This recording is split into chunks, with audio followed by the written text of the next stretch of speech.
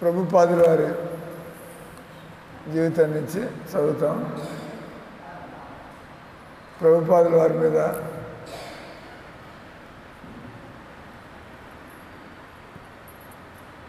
దండం పెట్టుకున్నాడు. ప్రభుపాదుల వారి మీద వందల పుస్తకాలు ఉన్నాయి. ఎన్ని వందల పుస్తకాలు.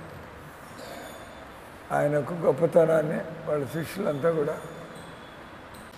ప్రభుపాదుల వారు ఆయన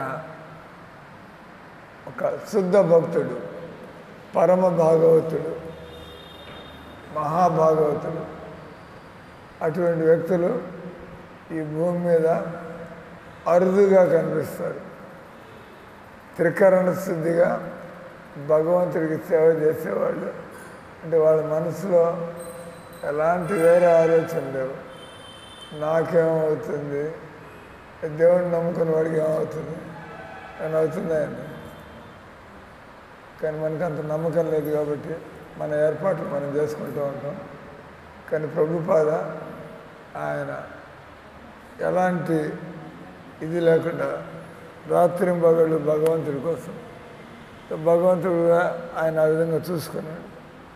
దాన్ని బట్టి మనం నేర్చుకోవాల్సింది జీవితంలో భగవంతుని నమ్ముకుని బతకడం మనం నేర్చుకోవాలి. మనకి ఎవరి మీద నమ్మకం లేదు. ఇంకా చూడని దేవుడి మీద నమ్మకం ఎక్కడ ఉంటుంది మనకి? మీ అమ్మ మీద నీకు నమ్మకం ఉండదు, మనుషులు కాబట్టి. ఇక్కడ అందుకని ప్రభుపాదని ఎవరైతే చూశారో, ఆయనతో ఉన్నారో వాళ్ళందరూ కూడా ఆశ్చర్యపోయారు. మనుషులు ఇంత దేవుడిని నమ్ముకుని బతకగలుగుతారని, ఎలాంటి ఇది లేకుండా. ఉదాహరణకి ఈరోజు భోజనం చేస్తారు, మీరు రేపటి గురించి ఆలోచిస్తారు. రేపు భోజనం ఎక్కడ తినబోతున్నాం, ఎలా దొరుకుతుంది, మన దగ్గర బ్యాంకులో డబ్బులు ఉన్నాయా? కానీ ఒక భక్తుడైనటువంటి వాడు ఎన్నాళ్ళు దేవుడు తిండి పెట్టాడు, ఈరోజు పెట్టాడు, రేపటి గురించి ఇప్పుడు ఎందుకు ఆలోచింది? ఎన్నాళ్ళు తిండి పెట్టాడా లేదా, ఈరోజు పెట్టాడా లేదా, రేపు ఏమవుతుంది? అది మన శరణాగతి, అది మన యొక్క దేవుడి మన శ్రద్ధ. దాని అంటే ఒకసారి దిగిన తర్వాత ఒక అమ్మాయి డ్యాన్స్ చేయడానికి స్టేజ్ ఎక్కుతుంది అనుకోండి. ఒక అమ్మాయి డ్యాన్స్ చేయడానికి స్టేజ్ ఎక్కుతుంది. ఆ సిగ్గుపడుతూ ఉంటే ఏం డ్యాన్స్ చేస్తుంది? దానికి చూసుకుంటేనే ఉప్పమ్మ ఇంటికి బాగుంటుంది. అంటే నువ్వు డ్యాన్స్ చేయడానికి స్టేజ్ ఎక్కితే సిగ్గు లేదు, సంకోచం లేదు. నేను నా బెస్ట్ పెర్ఫార్మెన్స్ ఎలా చేయాలి అంటే స్టేజ్ ఎక్కిన తర్వాత ఇంకా ఆలోచించాల్సింది. అలాగే ఒకసారి దేవుడిని నమ్ముకోవడానికి తయారైతే ఇంకా ఆలోచించాల్సింది. మునిగినట్టేనా ఆయన ఏదో చూసుకుంటాడు. అంటే మనకు అప్పుడప్పుడు రోగం వచ్చి నీ 4 లక్షలు సరిపోవు, లాభం ఏంది? నువ్వు బతుకంతా పోగు చేసి 4 లక్షలు. డాక్టర్ చదువుతాడు నీకు 10 లక్షలు ఖర్చు అవుతుందండి. ఫినిష్. నీ బతుకంతా ఏం చేసావు?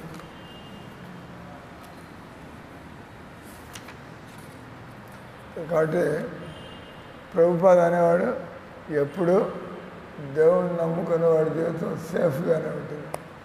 మిగతా వాళ్ళు ఎవరికి గ్యారంటీ లేదు, కానీ దేవుడిని నమ్ముకునే వాళ్ళకి మాత్రం గ్యారంటీ ఉంది. నేను ఆయన ఏ విధంగానైనా తన భక్తుడిని చూసుకోగలడు, కాపాడుకోగలడు. ప్రభుపాద ఉదాహరణ ఇస్తాడు. దేశంలో ఎమర్జెన్సీ అనుకోండి, కానీ మిలిటరీ వాళ్ళ కోటా మాత్రం సప్లై అవుతూ ఉంటుంది. ఇది వాళ్ళు లేకపోతే దేశం ఎట్లా ఉంటుంది? మిగతా వాళ్ళందరికీ కటింగ్లు ఇస్తారు. ఎమర్జెన్సీ కాబట్టి మీకు ఇన్ని గంటలే కరెంట్ ఉంటుంది, మీకు ఇంతే రేషన్ ఇస్తాం. కానీ మిలిటరీ వాళ్ళు ఎందుకంటే అంత చూసుకునేది వాళ్ళు.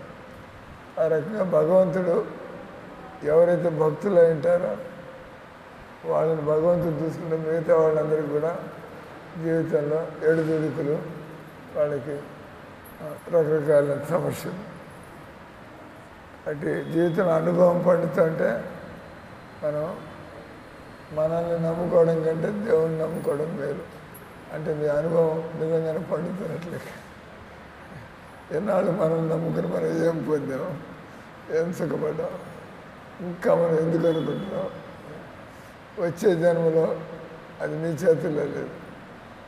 అంటే మన జీవితాన్ని ఆయన చేతుల్లో పెట్టుకోవడమే మేలు. సో అటు ప్రభుపాద ఆయన ఆ రకంగా దేవుణ్ణి నమ్ముకుని బతికేటువంటి మనుషులు చాలా అరుదుగా కనిపిస్తారు. సో అది ఎలా సాధ్యం అవుతుంది? మనం పూర్తిగా భగవంతుడిని నమ్ముకున్న భక్తుల్లాగా మనం అవ్వాలంటే ఎలా సాధ్యం? మన మధ్యలో అలాంటి భక్తులు బతుకుతూ ఉంటే, వాడు బతుకుతుంటే నేను ఎందుకు బతకలేను? నాకంటే అంత ఉంది, వాడికి అది కూడా లేదు, ఆయన కూడా బతుకుతున్నాడు, నేను ఎందుకు ఆలోచించాలి? అంటే ప్రభుపాదం చూస్తే వాళ్ళందరూ ఇళ్ళు వాకిళ్ళు వదిలిపెట్టి, వాళ్ళంతా దేశాలు వదిలిపెట్టి, ఉద్యోగాలు వదిలిపెట్టి, కుటుంబాలు ప్రభుపాదం చూస్తున్నారు. సో ఇంత ముసలాయనకి ఇట్లా ఏర్పాటు జరుగుతుంటే కాబట్టి మనం నమ్ముకోవచ్చు. మనమే కంగారు పడాల్సిన అవసరం లేదు. మాకు అది అర్థమైంది కాబట్టి మేము ఇల్లు వదిలిపెట్టేవాడు మా అమ్మకి చెప్పాం, నేను ఒక పైసా అడగడానికి నేను రాను, నేను తర్వాత నేను మళ్ళీ ఇంటికి వచ్చి కూర్చునే పరిస్థితి. అంటే ఏదేమైనా కృష్ణుని నమ్ముకుని బతుకుతా కానీ వాళ్ళ మన ఇంటి ఆస్తుల్ని బతికే నమ్ముకుని నేను ఇంటికి వచ్చి బతికే దాన్ని అంటారు కుక్క బతుకు అంటారు. ఎంతవరకు మన ఇంటిని నమ్ముకుని మన డబ్బులు నమ్ముకుని కుక్క బతుకు. ఆ కుక్క దానికి ఒక రొట్టె ముక్క బారేస్తే తోకాడిస్తే మీ ఇంటి దగ్గర పడి ఉంటుంది. కానీ భక్తులైనటువంటి వాళ్ళు భగవంతుని నమ్ముకుని పోతూ ఉంటారు ముందుకు. ఎక్కడికి పోయినా కూడా వాళ్ళకి ఏర్పాట్లు జరుగుతూనే ఉంటాయి. ఎందుకంటే భగవంతుడు తన భక్తులు వాళ్ళ కోసం తిరిగేది ఏం లేదు. భక్తులు ఎక్కడికి వినిపోతే వాళ్ళ కోసం పోతున్నారా? ఇతరుల కోసం. అవం ఈ తేజస్విని 4 ముక్కలు చెప్పాలా, నవీన ఇక్కడికి 4 ముక్కలు చెప్పాలా? ఈ రకంగా భక్తులు వాళ్ళు ఇతరులకి ఎలా వాళ్ళ నమ్మకాన్ని పెంచాలా దేవుడి మీద. అందుకని ప్రభుపాదుల మీద ఆయన్ని కలుసుకున్నటువంటి భక్తులందరూ కూడా lot of things to say. ఎంతమంది జీవితంలో ప్రభుపాదులు ఆయన కలుసుకోకుండానే నేను విషయాలు చెప్పాలనిపిస్తాను. నేను ప్రభుపాద అడుగుతూ ఉంటాను, సార్ మీరు ప్రభుపాదులు వారి శిష్యుడా? I'm not. మీరు ప్రభుపాదులు వారిని చూసారా? చూసాను. ప్రభుపాదం చూసాను. చూసా. ఇక్కడ ఎవరైనా చూసారా? మీరు పుట్టుకోలేరా? మీరు ఆయన చూసారా? ఆయన చూసి ఉండొచ్చు, కానీ ఆయన నిజంగా చూసినట్లు లెక్కలేదు, ఎందుకంటే భక్తిలోకి రాలేదు. అటువంటి వ్యక్తిని చూస్తే ఈనాడు బజార్లో ఎందుకు బతుకుతూ ఉంటారు? ప్రభుపాదులను చూసినంత మంచి భక్తులు అయిపోయినారు. అటు ఆయన మొహం చూసా కానీ నిజంగా ఆయన చూడలేదు. ఆయన చూడడం అంటే ఒక భక్తుడిని చూడడం అంటే వాళ్ళ మాటలు మన హృదయంలో కూర్చుండిపోయాయంటే మన బతుకు మారిపోతుంది. అది చూడడం అంటే స్వాముల్ని వాళ్ళ మొహం చూసి కాదు, స్వామిని చెవులు వాళ్ళు మాట్లాడే చెవులు పెట్టి చూసి అంతే కదా. ఇప్పుడు నేను దొంగ భక్తుడిని కావచ్చు, పంగనామాలు పెట్టుకుని పిలకలు పెట్టుకుని, కానీ నా మాటలు వింటూ ఉంటే ఈయనకి బాగానే భగవంతుడు ఆయన మాట్లాడే తీరు చూస్తే ఆయన బాగా లోతుగా భగవంతుని అర్థం చేసుకున్నట్టున్నాడు. అయితే ఇలాంటి మాటలు ఎలా బయటికి తీయగలుగుతాడు దేవుడి గురించి? దేవుడి గురించి పుస్తకాలు చదివి చెప్పలేము. ఎవరైతే భగవన్నామం లోతుల్లోకి పోతూ ఉంటారో, భగవన్నామం జపం చేస్తుంటే వాళ్ళకి దేవుడి గురించి నిజంగా తెలుస్తూ ఉంటుంది. కాబట్టి వాళ్ళు ఆ కొత్త విషయాలు బయటపెట్టగలుగుతారు. నిన్ను మాట్లాడాలంటే పుస్తకంలో ఏం చదివారు మన ఆలోచన, ఎందుకంటే మనం అట్లా మాట్లాడాం. ఇంకా ప్రభుపాద అన్నాడు, ఎవరైనా భక్తుడైతే అతను ఎన్ని గంటలైనా మాట్లాడగలడు, అతను ఎన్ని పుస్తకాలైనా రాయగలడు. భగవంతుని తెలిసిన వాళ్ళు ఎలా ఈ ప్రపంచంలో బతకాలో వాళ్ళకి చక్కగా తెలుస్తూ ఉంటుంది. అంటే ఇంక కొద్దిసేపు మనం ఒక 20 నిమిషాలు పొద్దున కొంతవరకు చదివాము.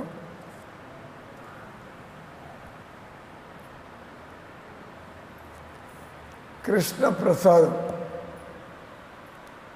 మన ప్రసాదం అంటే భగవంతుడి కృప. ఇది ప్రసాదమా కాదా? ప్రసాదం. ఏదైతే భగవంతుడికి అర్పింపబడుతుందో దాని భగవంతుడి కృప. అంటే ఇది పూల ప్రసాదం, అది వేరుశనగ పప్పు ప్రసాదం, లేదా అది వాటెవర్ ఏదంటే అన్నీ కూడా. భగవంతుడికి పూలు, భగవంతుడికి గుడ్డలు పెడతారు, ఆయన దగ్గర పెడతారు కదా, గుడ్డల ప్రసాదం. ద్రౌపది గుడ్డల ప్రసాదం పొందింది భగవంతుడి నుంచి, అంతులేని గుడ్డలు ద్రౌపదిని కాపాడడానికి. కృష్ణ ప్రసాదం. ప్రసాదం అనే సంస్కృతంలో ప్రసాదం అంటే భగవంతుడి యొక్క కృప. అటు ఎప్పుడు కూడా దేవుడి పేరు మీద మనకి ఏదైనా ఇస్తే నాకు వద్దు అనకూడదు. అంటే నువ్వు భగవంతుడిని తిరస్కరిస్తున్నట్టుగా మతానికి వెంటనే దాన్ని శ్రద్ధగా స్వీకరించాలి, గౌరవం. ఆ తర్వాత దాన్ని ఏం చేస్తారో ఇంకోళ్ళకి ఇవ్వడం కానీ వద్దు అనకూడదు. ఈ పువ్వు తీసుకోండి మాతాజీ అంటే నాకు వద్దు సార్ అంటే నేను ఎంత చెప్పరాదు. వాసన భోజనం అయితే నాలుగు మీదకి పోతుంది, పువ్వులు అయితే ముక్కు దగ్గరికి పోతాయి. ఏదైనా స్టిక్కర్ ఇస్తే అది కళ్ళ దగ్గరికి పోతుంది. భగవన్నామం, భగవంతుని బొమ్మ.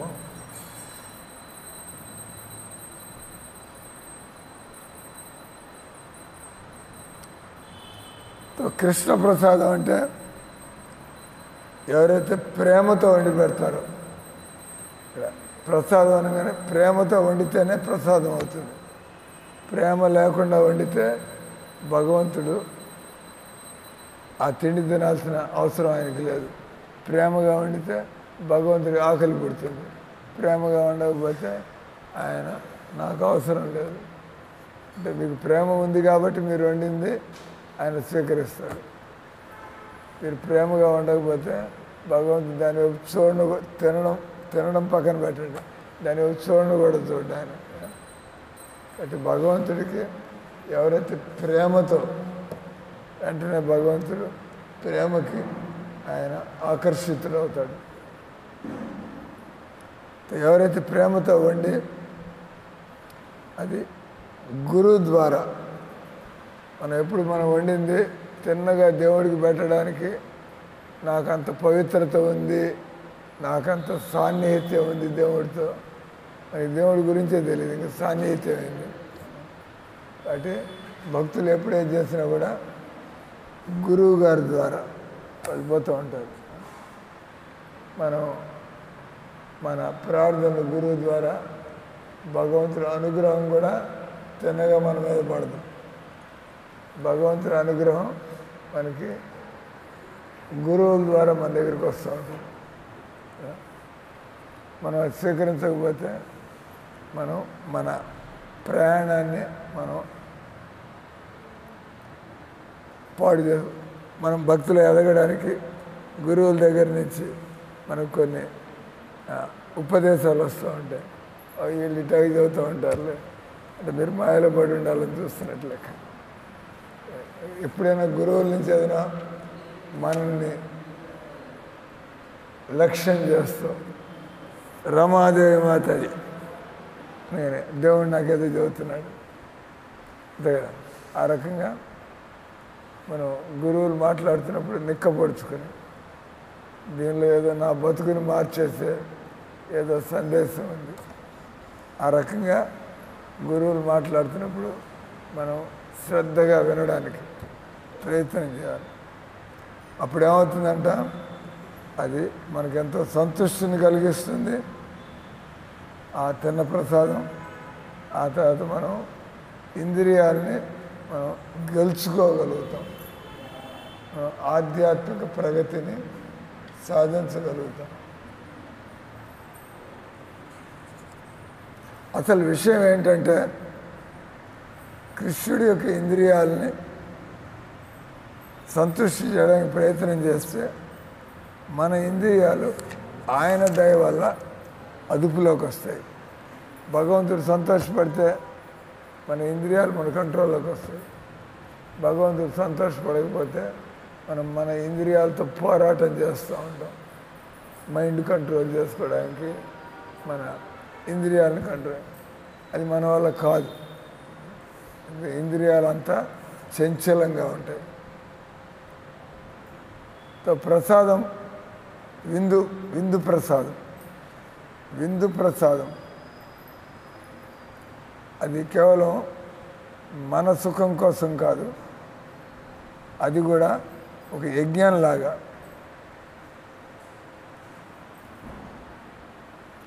ముఖ్యంగా కలియుగానికి ఎప్పుడు భగవన్నామాన్ని జపం చేయడం కలియుగంలో. అందుకే ప్రభుపాద ఆరతులు జరిగిన ఏం జరిగిన కీర్తనతో పాటు మనం చోద్యం చూస్తున్నట్టుగా కాకుండా మన నోటి నుంచి హరే కృష్ణ మంత్రాన్ని ఉచ్చరిస్తూ ఆ భగవంతుని ఆరతిని మనం తిలకించాలి.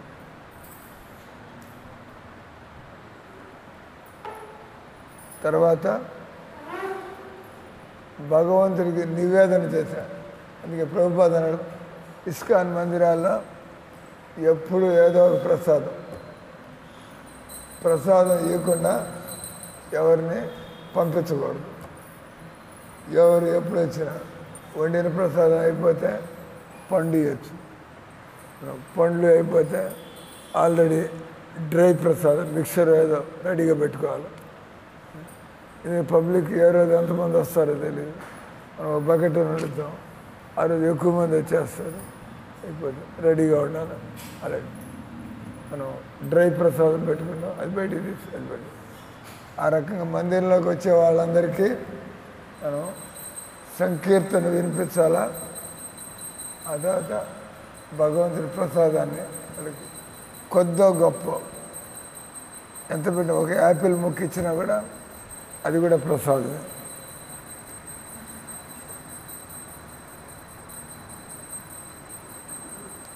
ప్రభుపాద ఆ వయస్సులో కూడా ప్రభుపాద ఆయన పండగలు వచ్చినప్పుడు ఆయనలో ఎంతో ఉత్సాహం కనిపించేది.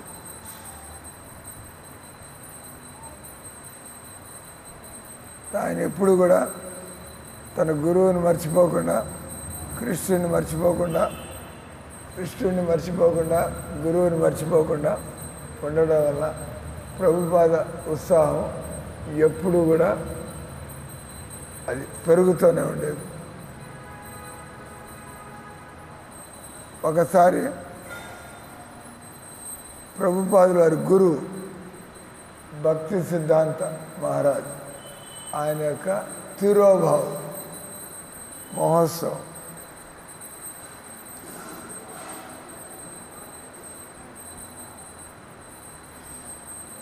ప్రభుపాద అప్పుడు భక్తులతో పాటు, తన భక్తులతో పాటు, తన శిష్యులతో పాటు తన గురువు గారి తిరోభావోత్సవాన్ని జరపడానికి ఆయన మందిరంలోకి వచ్చాడు.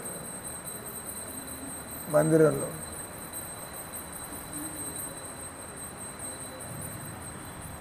ఆ రోజు శుక్రవారం.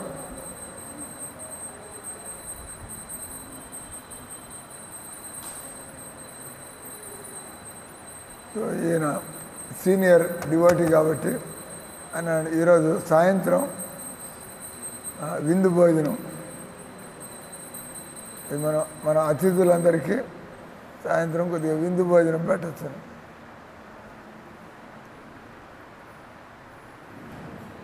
ఈయనకు కొత్త భక్తుడు అవడం వల్ల ఆయన కొద్దిగా ఏం చేయాలో కొద్దిగా తెలియక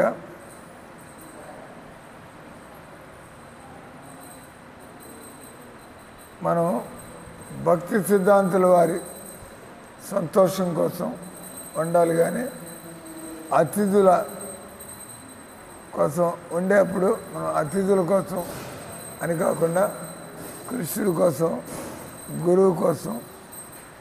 అంటే అతిథుల కోసం అంటే వాడు ఉప్పు ఎక్కువ కావాలంటాడు, వాడు ఇంకా కారం ఉండాలంటాడు. అంటే మనం అంటే రకరకాల మనుషులు. కానీ మనం ఎప్పుడు వండినా కూడా గురువు, కృష్ణుడు వాళ్ళు సంతోషపడే విధంగా 11 గంటలకి ఉదయం ప్రభుపాద విందు భోజనం ఎలా తయారవుతుంది. ఆయన అతిథుల కోసం సాయంత్రం అనుకుంటున్నాడు విందు భోజనం, కానీ ప్రభుపాద గురువుగారు వచ్చి మధ్యాహ్నం పుష్పాంజలి అవ్వగానే మీరు విందు తయారు చేశారా అని అడిగాడు ఆయన. ఈ తమాల కృష్ణ ఆయన ఏమన్నాడు, మన అతిథులంతా వచ్చే సాయంత్రం కదా, అందుకని నేను సాయంత్రానికి మేము తయారవుతున్నాం. ప్రభుపాదికి కోపం వచ్చింది. ఎంత కోపం అంటే నరసింహ భగవంతుడు హిరణ్యకశిపుడిని చూస్తే ఆయన ఎలా రౌద్ర రూపాన్ని చూపించాడు. ప్రభుపాద ఆ జవాబు విన్నప్పుడు అతిథులు సాయంత్రం వస్తారు కాబట్టి సాయంత్రానికి విందు ఏర్పాటు చేస్తున్నాం అనగానే ప్రభుపాదకి చాలా కోపం వచ్చింది.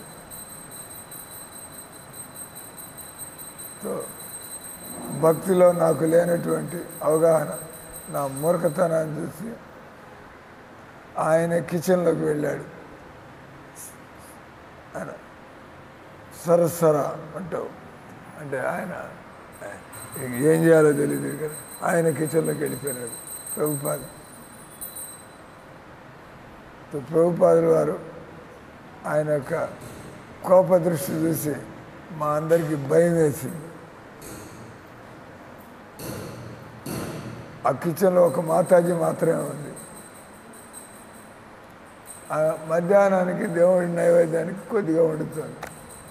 మనం కూడా చేస్తూ ఉంటాం కదా, మనం అంత ఫాస్టింగ్ చేస్తే దేవుడి కోసం కొద్దిగా వండుతూ ఉంటారు అందరికీ. ఆ రకం ఒక మాతాజీ కిచెన్లో ఆయన దేవుడి కోసం మధ్యాహ్నం నైవేద్యానికి వండుతుంది.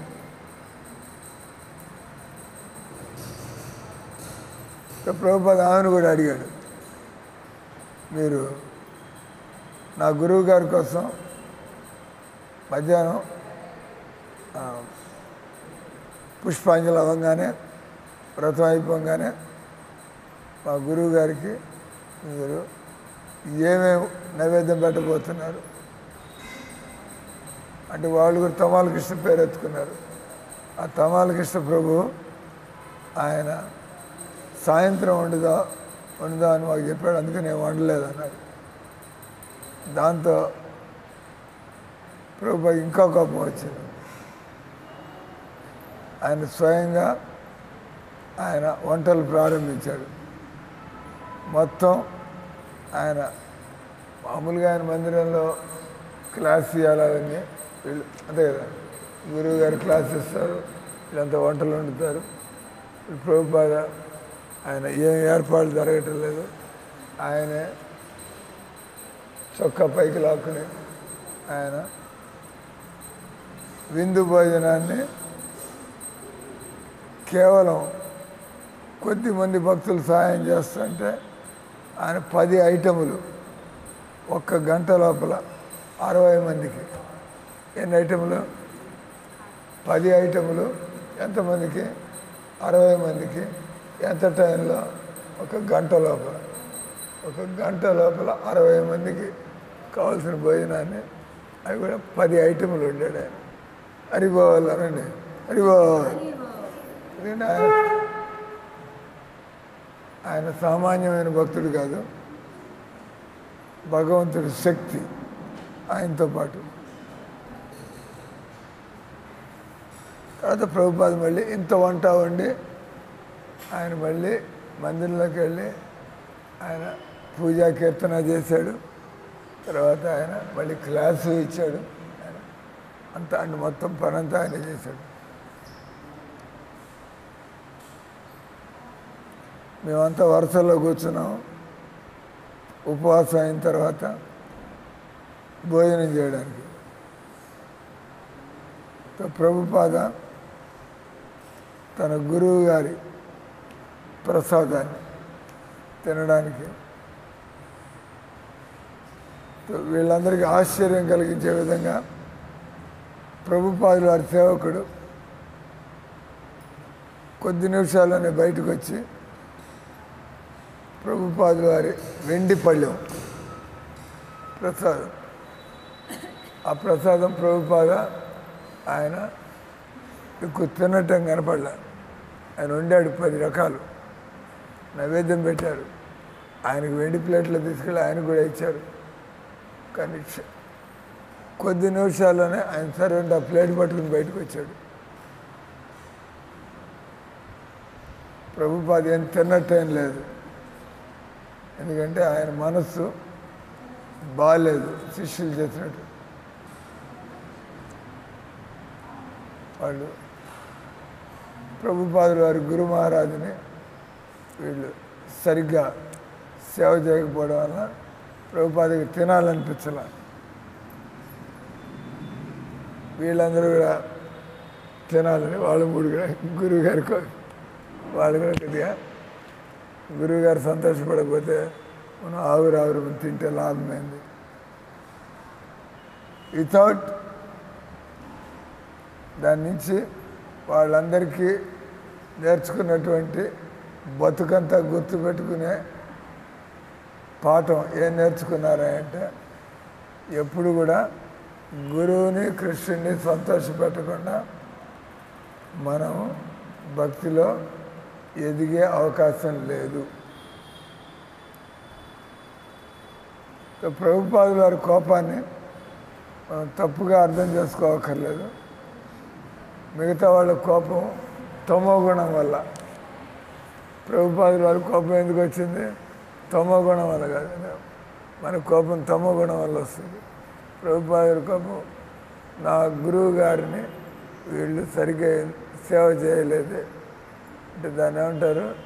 దివ్య క్రోధం. తన గురించి ఆలోచిద్దాం, తన గురువు గారి గురించి.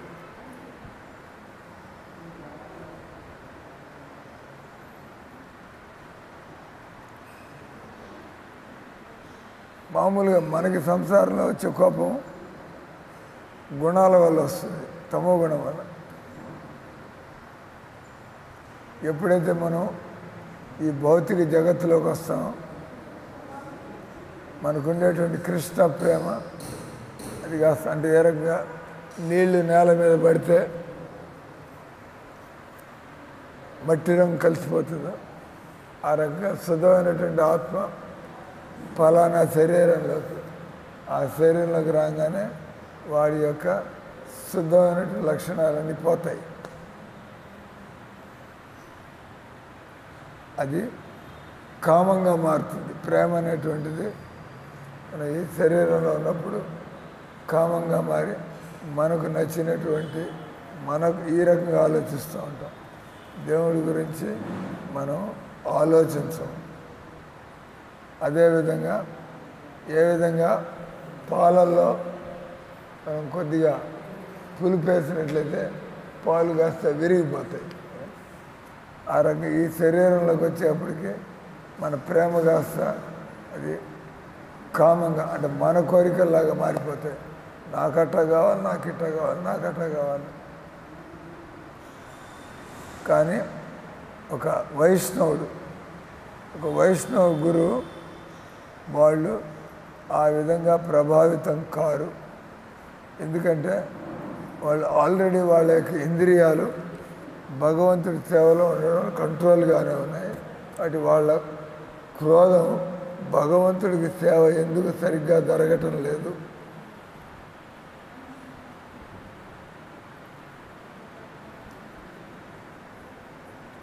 గురువు గారు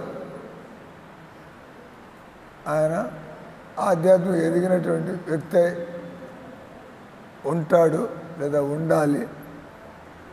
వాళ్ళు బయట నుంచి ఆశించేదే ఉండదు. వాళ్ళని ఆత్మారాములు, చక్కటి భక్తులు ఏది దొరికితే దాంతో సాటిస్ఫై. ఈరోజు కిచిడియే వండారేంది, ఈరోజు దేవుడు ఆ టైంకి ఏది ఏర్పాటు చేస్తాడు. నేను వాళ్ళు దృష్టి ఏం తినాలనే దాని మీద లేదు కాబట్టి తర్వాత వాళ్ళు భగవన్ నామంలో వాళ్ళు సుఖంగా ఉంటారు. వాళ్ళు ఈ విధంగా వాళ్ళలో వాళ్ళు సుఖంగా ఉండడం వల్ల వాళ్ళు బయట ఎలాంటి సుఖాన్ని వెతికేవాళ్ళు కానందున ప్రభుపాదుల వారి కోపము అది దివ్య క్రోధము. తన గురువు ప్రతి ప్రేమ వల్ల ఆయన శిష్యుల్ని ఆ విధంగా మందలించాడు.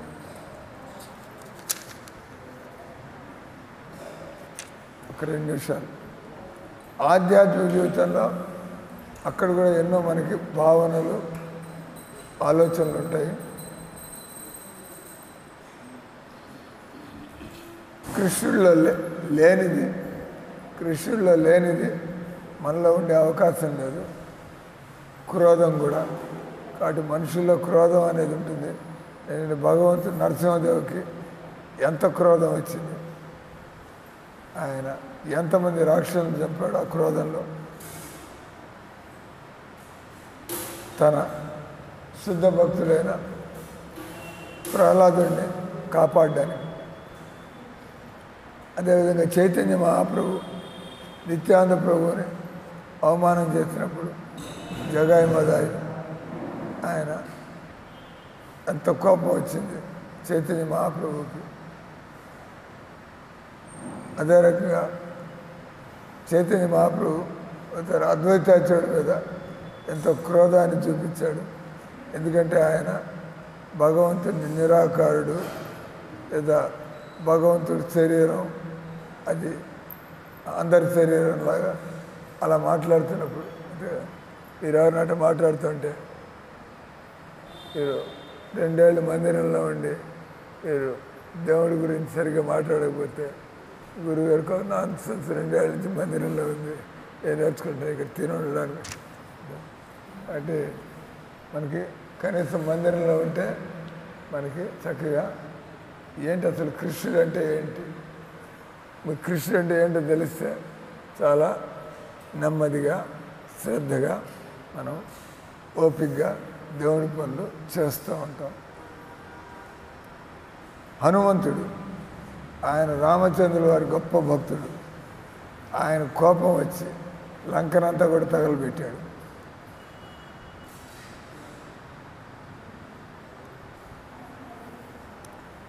వీటన్నిటి నుంచి మనం నేర్చుకోవాల్సింది, మనం క్రోధాన్ని దేవుడి కోసం ఉపయోగించవచ్చు. ఎవరన్నా వచ్చి మందిరంలో దేవుడి గురించి చులకనగా మాట్లాడితే కోపం వస్తుంది. మీకు నమ్మకం లేకపోతే బయటికి పడి అది ఇక్కడ కూర్చొని వాడికి పిచ్చి కబుర్లు చెప్పుకుంటుంటే భక్తులకి నచ్చదు. శ్రద్ధ ఉంటే కూర్చొని వినండి, అది బయటికి పడి. కాబట్టి ఎవరైతే శుద్ధ భక్తుల్ని విమర్శిస్తారో అప్పుడు భక్తులకి కోపం వస్తుంది. కృష్ణుని కానీ ఆయనకు భక్తులను కానీ విషయం తెలియక ఎవరైతే నిందించడానికి చూస్తారో, మాయావాదులు వాళ్ళు ఏమంటారంట, ఏం జరుగుతున్నా కూడా నువ్వు ఎలాంటి కోపం రాకుండా అప్పుడు మమ్మల్ని అంటూ ఉంటారు, మీ భక్తులు ఏదో కోపం ఎందుకు వస్తుంది సార్? Non sense. మా కోపం దేనికి వస్తుంది తెలుసాయండి. భక్తులు కోపం రాకూడదంట. అంటే దేవుని తిడుతుంటే మనం పూలు పెట్టుకుని చెవుల్లో పూలు పెట్టుకుని వెళ్ళగా గాజులు తడుకుని కూర్చుంటారు. దేవుని తింటే దేవుడిని ఎవరన్నా విమర్శిస్తే భక్తులకి విపరీతం కోపం వస్తుంది. వాళ్ళు ఓడించి పారేస్తారు, లేదా వాడిని గెంటి పారేస్తారు, లేదా వాడే అక్కడి నుంచి వెళ్ళిపోతాడు. కానీ భగవంతుడిని నిందించడం భక్తులు సహింపజాలరు. ఈ విధంగా మనకు ఉండేటువంటి కామము, క్రోధము, లోభము, మదము ఇవి కూడా దేవుడి కోసం ఉపయోగించవచ్చు. హరే కృష్ణ హరే కృష్ణ కృష్ణ కృష్ణ హరే హరే హరే రామ హరే రామ రామ రామ